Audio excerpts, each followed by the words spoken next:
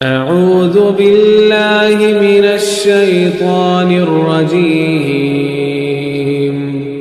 بسم الله الرحمن الرحيم ولا تلبسوا الحق بالباطل وتكتموا الحق وأنتم تعلمون. Remember, Allah already told us, يُضِلُّ بِهِ كَثِيرًا. He will misguide with it many.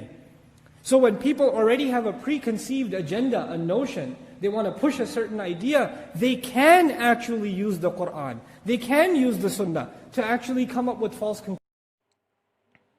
بسم اللہ الرحمن الرحیم. عزیز دوستو، ایک اور ویڈیو کے ساتھ آپ کی خدمت میں حاضر ہیں.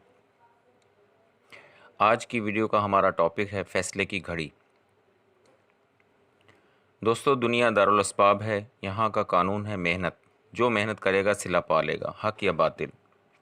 جو بھی محنت اختیار کی جائے اس کا بھی اختیار جن و انس کو عطا کیا گیا ہے.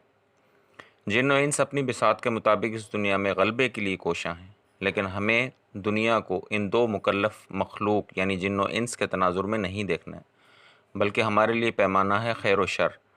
ہمیں دیکھنا ہوگا کہ دنیا میں غلبہ کس کا ہے، خیر یا شر.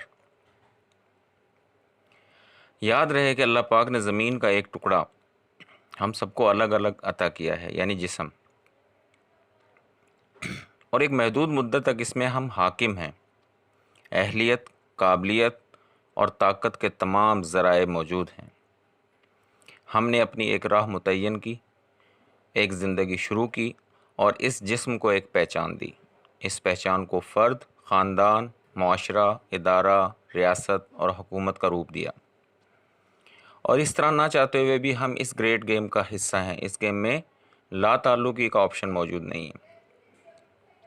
آج دنیا کی کل آبادی تقریباً 8 ارب لوگوں پر مشتمل ہے، جبکہ جیسا کہ ہم جانتے ہیں ایک حدیث کے مطابق ہر شخص کے ساتھ ایک ہمزاد جن بھی ہوتے ہیں. تو اس کا مطلب اتنے ہی جن بھی ہوئے، تو کل آبادی 16 ارب نفوس سے بھی زیادہ ہوا. اب یاد کیجئے ایک پرانا کیس، جب ایک معزز پارسا جن عزازیل نے کہا تھا کہ جستے خاکی کو میں سجدہ نہیں کروں گا کیونکہ میں بہتر ہوں. پھر اس جن کو اللہ نے مہلت دی قیامت تک. جن نے پوری محنت کی، اپنا کیس مضبوط کیا اور ہر ممکن طریقے سے جستے خاکی کو نیچا دکھا دیا، دکھانے کی کوشش کی، کر رہا ہے، کرتا رہے گا قیامت تک. لیکن کیا یہی حقیقت ہے؟ اب فیصلے کی گھڑی قریب آ چکی ہے. فیصلے کی گھڑی قریب آنے کی 2 توجیہات ہیں، موت اور قیامت. موت قیامت صغری ہے، جبکہ قیامت قیامت کبریٰ، انصاف کا دن ہے. قیامت کبریٰ انصاف کا دن ہے. بلا شبہ دونوں قریب ہیں. ہم نے اپنی اہلیت، قابلیت اور طاقت سے کوشش جاری رکھنی ہے کہ ہمارے جسد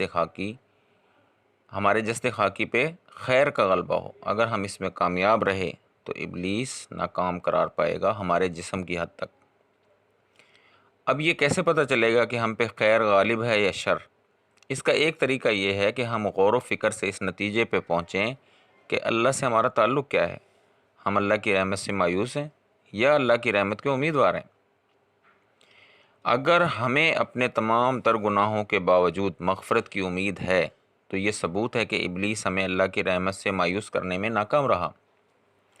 وقتی طور پہ اپنے گناہوں کی کثرت سے دل میں ملال اور ندامت ہونا بھی ثبوت ہے کہ ہم اپنے رب سے مایوس نہیں. استغفار کی کثرت کے ساتھ اللہ سے تعلق قائم رکھنا بے حد ضروری ہے.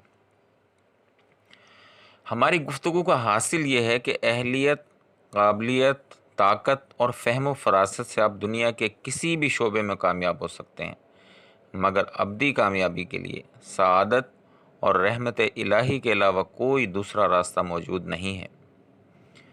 فیصلے کی گھڑی قریب آ چکی ہے. امید رحمت، ندامت، استغفار اور دعا ہمارے ہتھیار ہیں.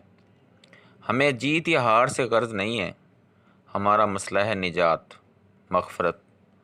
یہی ہماری سب سے بڑی کامیابی ہے. اس کے باوجود اگر ابلیس اپنی روش پہ قائم رہتے ہوئے آدم علیہ السلام کی طرح ابن آدم سے بھی حسد کرتا ہے تو یہ اس کی مرضی ہے. ہمارے لیے اتنا کافی ہے کہ ہمارا رب ہم سے ناراض نہ ہو. یہی ہماری فتح مبین ہے. السلام علیکم ورحمۃ اللہ وبرکاتہ.